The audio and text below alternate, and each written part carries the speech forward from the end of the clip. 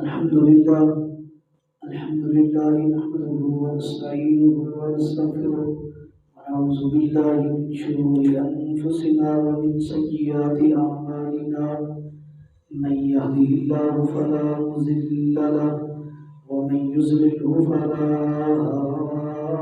هادي له أشهد أن لا إله إلا الله وحده لا شريك له وأشهد أن محمدا عبده ورسوله اللهم صل على محمد وعلى آل محمد كما صليت على إبراهيم وعلى آل إبراهيم إنك حميد مجيد اللهم بارك على محمد وعلى آل محمد كما باركت على إبراهيم وعلى آل إبراهيم إنك حميد مجيد المبعوث إلى الأسود والأحمر لتتميم مكارم الأخلاق لا يخلق نبي ولا رسول بعده ولا أمة بعد أمته ولا شريعة بعد شريعته ولا كتاب بعد كتابه أما بعد فأعوذ بالله من الشيطان الرجيم بسم الله الرحمن الرحيم الحمد لله رب العالمين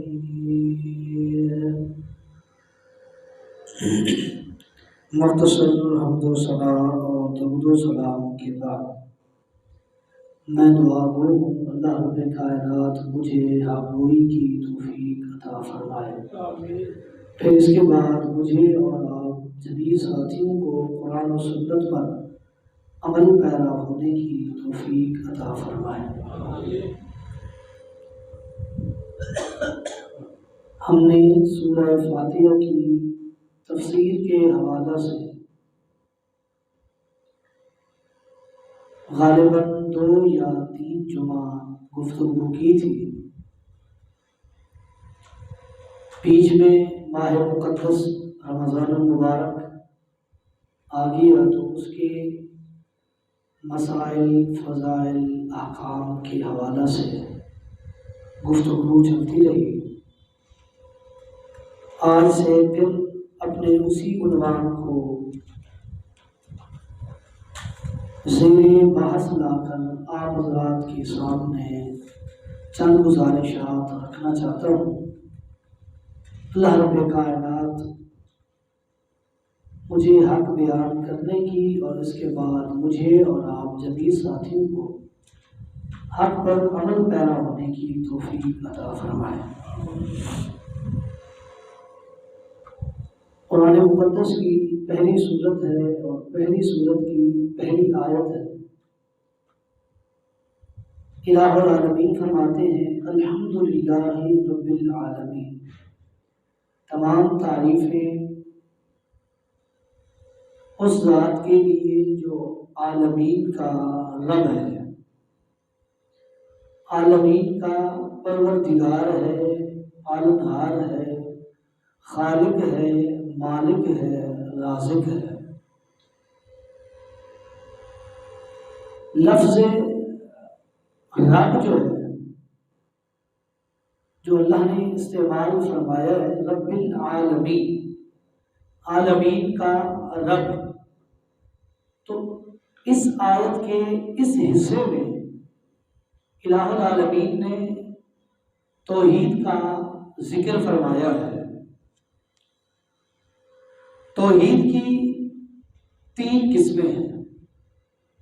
نمبر 1 توحید ربوبیت، نمبر 2 توحید الوہیت، اور نمبر 3 توحید اسماء و صفات۔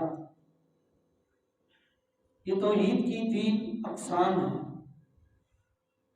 اگر ان میں سے کسی ایک قسم کے کسی ایک جز پر ہم میں سے کسی کا عقیدہ اور ایمان نہیں، ہم موحد نہیں ہیں، مومن نہیں ہیں، متبع نہیں ہیں، ہمارے اندر وہ صفات وہ خصوصیات نہیں پائی جاتی جو ایک موحد کے اندر اللہ رب کائنات نے شرط رکھی ہے۔ جن صفات کو پیدا کرنے کے لیے، جن صفات کی وضاحت اور توضیح کے لیے اللہ رب کائنات نے 1,24,000 انبیاء مبعوث فرمائے، اور بالخصوص ہماری اس امت کے لیے خاتم الرسل خاتم النبیین جناب محمد رسول اللہ صلی اللہ علیہ وآلہ وسلم کو تاج نبوت پہنا کر اس امت کے لیے، اس آخری امت کے لیے آخری نبی بنا کر اللہ رب کائنات نے مبعوث فرمایا۔ اور انبیاء اور رسل کا اللہ نے جو کام اور ذمہ داری، جو رسپانسبلٹی اللہ نے مقرر کی ہے، وہ یہی ہے کہ اللہ کی توحید کو بیان کرنا ہے، اور اس طرح بیان کرنا ہے جس طرح اللہ نے حکم دیا ہے۔ تو قرآن مقدس کی اس آیت کے اندر توحید کی 3 اقسام میں سے ایک قسم کی وضاحت ہوئی ہے۔ اللہ فرماتے ہیں الحمدللہ رب العالمین، تمام تعریفیں اس پاک ذات کے لیے جو عالمین کا رب ہے، جو عالمین کا رب ہے، پروردگار ہے، خالق ہے، مالک ہے، رازق ہے، داتا ہے، دستگیر ہے، غوث اعظم ہے، علی کل شیء قدیر ہے۔ اس رب کے لیے تعریف ہے۔ تو توحید کی ایک قسم توحید ربوبیت اللہ نے یہاں مینشن کی ہے، ذکر فرمائی ہے۔ توحید ربوبیت رب کسے کہتے ہیں؟ رب کسے کہتے ہیں؟ رب کی تعریف کیا ہے؟ پروردگار کا معنی کیا ہے؟ قرآن اٹھائیے، رب کا قرآن ہمارے اس نقطے کی وضاحت کرتا ہے۔ حل من خالق غیر اللہ یرزق من السماء والارض۔ رب بمعنی خالق ہے، رب کا معنی پیدا کرنے والا، رب کا معنی بنانے والا، رب کا معنی تخلیق کرنے والا، رب کا معنی کوئی چیز نہیں تھی تو اس کو بنا دیا، اس کو رب کہتے ہیں۔ لیکن اللہ فرماتے ہیں رب کا یہ معنی نہیں۔ اس آیت کے اندر رب کے 2 معنی اللہ نے ذکر کیے ہیں۔ حل من خالق غیر اللہ یرزق من السماء والارض۔ رب وہ ہے، پروردگار وہ ہے، خالق وہ ہے، مالک وہ ہے، داتا وہ ہے، دستگیر وہ ہے جو تمہیں پیدا بھی کرتا ہے، وَيَرْزُقُ مِنَ السَّمَاءِ وَالْأَرْضِ، اور پیدا کرنے کے بعد بے یار و مددگار نہیں چھوڑتا، بلکہ تمہاری روزی کا، رزق کا بندوبست بھی کرتا ہے۔ رب اسے کہتے ہیں، رب اسے کہتے ہیں جو پیدا بھی کرے، رزق بھی دے۔ اللہ فرماتے ہیں حل من خالق، یہ لفظ حل جو ہے یہ سوالیہ ہے، سوالیہ ہے۔ اللہ نے سوال کیا ہے کہ اللہ کے علاوہ کوئی اور خالق ہے، کوئی اور پیدا کرنے والا ہے، کسی اور کی صفت ہے کہ جو تخلیق کر سکے، جو پیدا کر سکے؟ اللہ کے علاوہ کوئی نہیں، نہ کوئی پیدا کر سکتا ہے، نہ کوئی رزق دے سکتا ہے۔ رزق دینے اللہ ہے، پیدا کرنے والا بھی ایک اللہ ہے۔ بس جس کا عقیدہ ہے کہ پیدا بھی مجھے رب نے کیا ہے، رزق بھی رب دے گا، وہ رب کے معنی کو صحیح معنی میں سمجھا ہے۔ رب کا معنی پیدا کرنے والا، رزق دینے والا، روٹی دینے والا، کھانا دینے والا، اشیاء ضروریہ فراہم کرنے والا رب ہوتا ہے۔ اور ہمارے پروردگار کے علاوہ کسی اور میں یہ صفت اور وصف نہیں ہے کہ جو پیدا بھی کر سکے، رزق بھی دے سکے۔ یہ ایک اکیلے رب کا اختیار ہے جو پیدا بھی کرتا ہے، رزق بھی دیتا ہے۔ اور رب اللہ فرماتے ہیں قرآن کی اسی نقطے کی وضاحت، الحمدللہ رب العالمین، پروردگار، تمام تعریفیں اس پروردگار کے لیے جو عالمین کا رب ہے۔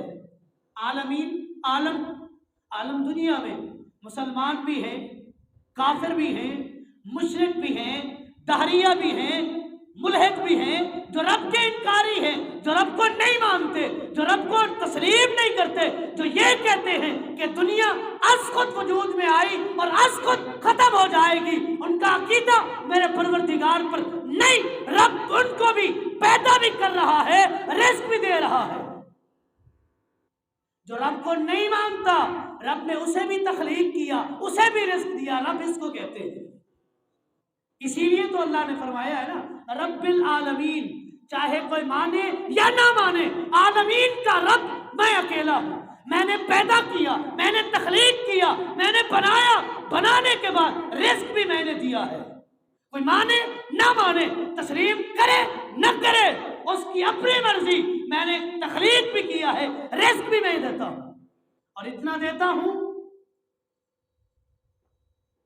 رب نے یہاں کوئی اسپیسیفک، کوئی خاص طبقے کو اللہ نے مینشن نہیں کیا، ریممبر نہیں کی۔ اگر خالی مسلمانوں کا رب ہوتا تو یہ لفظ ہوتا الحمدللہ رب المسلمین، تمام تعریفیں اس پروردگار کے لیے جو مسلمانوں کا رب ہے، یا اس سے آگے رب المومنین ہوتا جو مومنین کا رب ہے۔ اگر ان سے بھی آگے رب چلے جاتے تو یہ ہوتا الحمدللہ رب الانبیاء والمرسلین، تمام تعریفیں اس رب کے لیے جو انبیاء اور رسل کا رب ہے۔ لیکن رب نے یہ نہیں کہا، رب نے فرمایا تمام تعریفیں اس پروردگار کے لیے جس نے اس پوری کائنات کو بنایا بھی ہے، رزق بھی دیتا ہے۔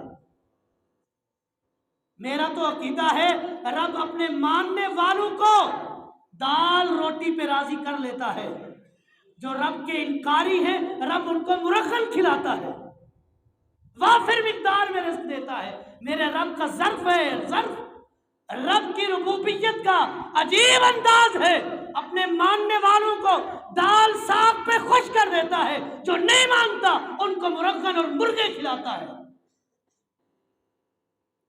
اپنے ماننے والوں کو رب کی ربوبیت کا تعجب والا انداز یہ ہے، رب اپنے ماننے والوں کو خس و خاشات اور تنکوں کی جھوپڑیوں میں راضی کر دیتا ہے، جو نہیں مانتا رب ان کو محلات دیتا ہے۔ یہ میرا رب ہے، رب میرا نہیں، رب ان کا بھی ہے جو رب کے انکاری ہیں۔ اللہ فرماتے انکار کرنا ان کا ظرف ہے، دینا میرا ظرف ہے۔ کیوں؟ میں عالمین کا رب ہوں، اگر مسلمانوں کو خاص کر دوں تو رب کیا ہوا؟ جو مانے پھر بھی دیتا ہوں، جو نہ مانے میرا انکاری ہے، مجھے تسلیم نہیں کرتا، ان کی خواہش سے، ان کی چاہت سے، ان کی سوچ سے کہیں زیادہ دیتا ہوں۔ یہ میرا ظرف ہے، یہ میری ربوبیت کا انوکھا انداز ہے۔ کیوں؟ کائنات کا خالق جو ہوا، کائنات کا رازق جو ہوا، کائنات کا رب جو ہوا، کائنات میں کوئی مانے نہ مانے، دینا رب کا کام ہے۔ توحید ربوبیت میں نے کہا پھر تین چیزیں ہیں۔ سب سے پہلی چیز کہ اللہ رب کا معنی ہے پیدا کرنے والا۔ رب کا معنی کیا ہے؟ پیدا کرنے والا۔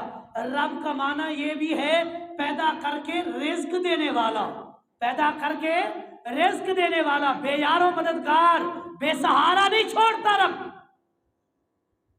یہ ہماری میری اور آپ کی سوچ ہے، بھوکے مر جائیں گے، بھوک اور افلاس کی وجہ سے مر جائیں گے، خودکشیاں کرنے پر تیار ہو جاتے ہیں۔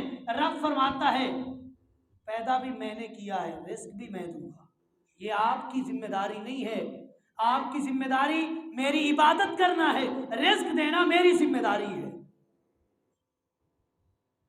اللہ فرماتے الا لہ الخلق والامر، الا لہ الخلق والامر، رب کا معنی وہ ہے جو خالق ہے اور جس چیز کو اس نے پیدا کیا حکم بھی اسی پر اس کا چلتا ہے۔ خالق کا معنی کیا ہوا؟ الا لہ الخلق والامر، جو چیز میرے پروردگار نے، میرے رب نے پیدا کی اس پر اختیار بھی میرے رب کا چلتا ہے۔ نہیں سمجھ آئی؟ وضاحت کرنے لگا ہوں، صحیح بخاری اٹھائیے۔ نبی علیہ الصلوۃ والسلام ایک دن چلے، صحابہ ساتھ ہیں، مدینہ سے 26 کلومیٹر دور پر مقام حدیبیہ ہے۔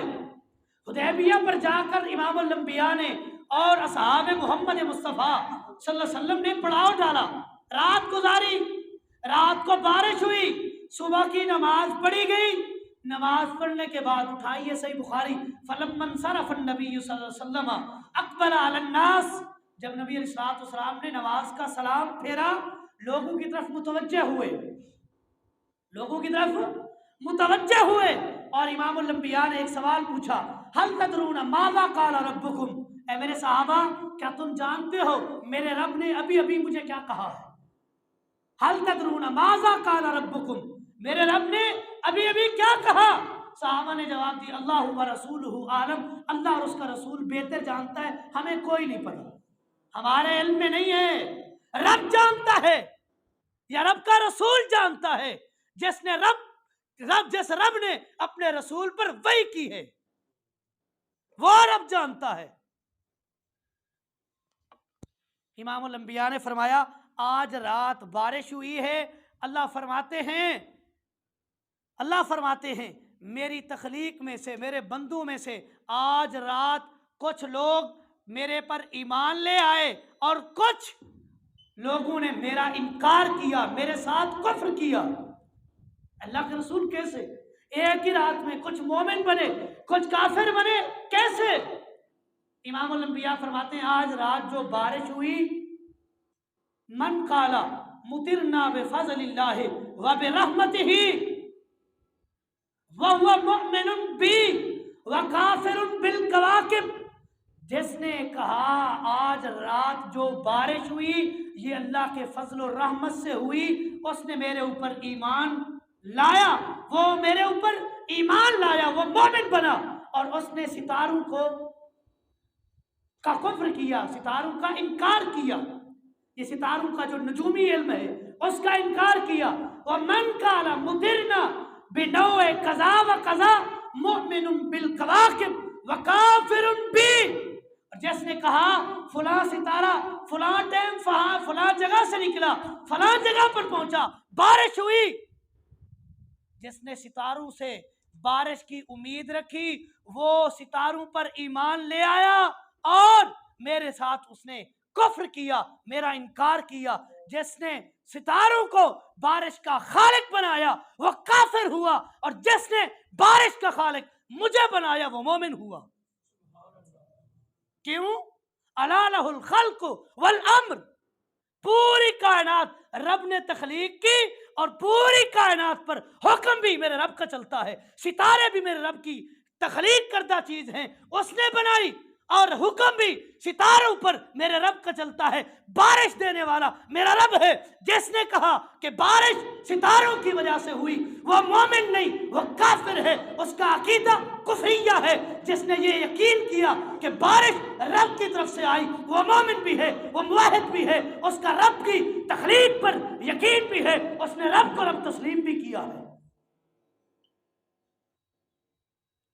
کیا معنی سمجھا؟ رب کسے کہتے ہیں؟ حل ہوا خالق غیر اللہ، اللہ کے علاوہ کوئی اور خالق ہو سکتا ہے؟ जो रिस्क भी दे, जो पैदा भी करे, रब के अलावा कोई नहीं। और जिस चीज को मेरे रब ने पैदा किया उस पर मेरे रब का इख्तियार चलता है, उस पर मेरे रब का इख्तियार चलता है। रब की तख्लीक पर इमामुल अंबिया का भी इख्तियार नहीं है, नहीं है। उठाइए सही बुखारी, आखिरी हदीस सुनाकर अपनी बात खत्म करता हूं। जंग ओहद का वाकिया है। इमामुल अंबिया सहाबा किराम आपके साथ हैं, जंग के लिए जा रहे हैं। जंगे ओहद में पहुंचे, लड़ाई हुई, फतह के करीब थे, मुसलमानों ने दरा छोड़ा, रब ने शिकस्त में बदल दिया। फिर उसी शिकस्त को मेरे परवरदिगार ने फतह में तब्दील किया। किया कि नहीं किया? अला लहुल खल्क़ु वल अम्र, तख्लीक भी मेरे परवरदिगार की है, हुक्म भी मेरे रब का चलता है। उसने फतह को शिकस्त में बदला, फिर उसी शिकस्त को फतह में तब्दील किया। ये इख्तियार किसका है? अगर इसी वाक़ये को अगर देखा जाए तो इसी जंग में इमामुल अंबिया जनाब मोहम्मद रसूलुल्लाह सल्लम जख्मी भी हुए, आपके दंदाने मुबारक शहीद भी हुए। जब ऊधम मची, मुसलमानों ने दरा छोड़ा, कुफार ने पलटकर हमला किया, तो आप अलैहिस्सलातु वस्सलाम पर हमला आवर हुए। उनकी चाहत ये थी नऊजुबिल्लाह इमामुल अंबिया को शहीद कर दिया जाए, चाहत ये थी। इस वजह से हमला भी इमामुल अंबिया पर किया। जैसे आपके दंदान शहीद हुए, सबसे पहला हमला किसने किया? सैयदना साद इब्न अबी वक्कास रज़ी अल्लाह ताला अन्हु के भाई उतबा बिन अबी वक्कास ने किया था, जिसकी तलवार के लगने से इमामुल अंबिया जनाब मोहम्मद रसूलुल्लाह सल्लम के दंदान मुबारक शहीद हुए। आपके रुखसार जख्मी हो गए, होंठ जख्मी हो गए तलवार के लगने से। उसके हमले के बाद एक दूसरा हमला अब्दुल्ला बिन शिहाब ज़ोहरी ने किया, और उस हमले में इमामुल अंबिया के पिशानी पर, माथे पर तलवार लगी और खून बहने लगा। इमामुल अंबिया के साथ सैयदना मालिक इब्न सिनान रज़ी अल्लाह ताला अन्हु अंसारी साहबी खड़े थे। उनके पास कोई ऐसी चीज नहीं थी कि इमामुल अंबिया के जिस्म से, आपकी पिशानी से खून साफ करे। जब कोई चीज नहीं मिली, मोहब्बत देखिए साहबा की, अपना मुंह मुबारक ले गए इमामुल अंबिया की पिशानी पर और आपका खून चूस लिया। जब ये काम इमामुल अंबिया ने देखा तो आपने एक दुआ की, आपने फरमाया या मालिकु लम तमस्सक अन्नारु, आज के बाद नेकियां छोड़ दे, तुझे जहन्नम की आग कुछ नहीं कहेगी, तेरी मोहब्बत इतनी है। फिर तीसरा वार अब्दुल्ला इब्न अबी कमा ने किया, तलवार मारी। आप अलैहिस्सलाम ने ज़िरा पहनी हुई थी, ज़िरा पर तलवार लगी, तलवार के लगने की वजह से इमामुल अंबिया जमीन पर गिर गए, उठने लगे। उसने एक और वार किया और कहा खुज़हा या मोहम्मद अना इब्नु कमिया, ए मोहम्मद मेरे इस वार को भी बर्दाश्त कर, मैं वो हूं जो टुकड़े टुकड़े कर देता हूं। जब उसने ये जुबान से जुमले निकाले, इमामुल अंबिया ने उसको बद्दुआ की। इमामुल अंबिया ने फरमाया अकबाक अल्लाह, अल्लाह तेरे टुकड़े टुकड़े कर दे, तूने इमामुल अंबिया को ऐसे कहा। उठाइए सही बुखारी, वापस पलटे, वापस पलटा ये इब्न अबी कमिया वापस पलटा। इसका बकरियों का एक रेवड़ था, उसको देखने के लिए अपने रेवड़ की तरफ गया। पहाड़ी इलाके में रेवड़ था। रब ने पहाड़ से बड़े बड़े सींगों वाला एक बकरा भेजा, जिसने आकर इसे एक सर मारा, ये जमीन पर गिर गया। फिर उसने सींग पे सींग मारे, इतना मारा, हदीस के अल्फाज हैं फकताहु कतातन कता, उस बकरे ने सींग मार मार के इस इब्न अबी कमिया के टुकड़े टुकड़े कर दिए। कैसे किए? इमामुल अंबिया ने बद्दुआ की, अकबाक अल्लाह, और इब्न कमिया रब तेरे टुकड़े टुकड़े कर दे। रब ने दुआ कबूल की, टुकड़े टुकड़े करवा दिए। लेकिन जो बात मैं कहने लगा हूं वो नुक्ता समझने का है। जब ये जुल्म सहाबा पर भी हुआ, इमामुल अंबिया के दंदान भी शहीद हुए, ये सर के ऊपर जो कैप पहनी हुई थी ये सर में धंस गई, کندھے پر زخم ہوئے، آپ گر بھی پڑے، دندان شہید ہوئے، پیشانی پر زخم ہوا۔ امام الانبیاء نے ایک جملہ زبان سے نکالا، کیف یفلح قوم شجوا نبیہم، یہ قوم کیسے فلاح پائے گی، کیسے کامیاب ہوگی جو اپنے نبی کو بھی زخمی کر دیتی ہے۔ امام الانبیاء کی زبان مبارک سے یہ جملہ نکلا اور آپ نے فرمایا وَيَدْعُو إِلَىٰ رَبِّهِمْ، اور نبی بھی وہ جو ان کو شفقت کے ساتھ، محبت کے ساتھ، پیار کے ساتھ رب کی طرف بلاتا ہے، یہ اسی نبی کو زخمی کرتے ہیں۔ آپ نے کہا کیسے فلاح پائیں گے؟ اللہ نے فوراً جبریل کو بھیجا، فوراً جبریل کو بھیجا، وہی لے کر جاؤ اور میرے نبی کے پاس جا کر کہو لَيْسَ لَكَ مِنَ الْأَمْرِ شَيْءٌ، اے میرے نبی آپ نبی ہیں لیکن میری تخلیق پر تیرا آرڈر نہیں چلتا، آرڈر چلتا ہے تو میرا چلتا ہے۔ کیوں؟ الا لہ الخلق والامر، جو چیز پیدا کی ہے اس کی پیدائش کرنے والا بھی میں ہوں، اس پر آرڈر بھی میرا چلتا ہے۔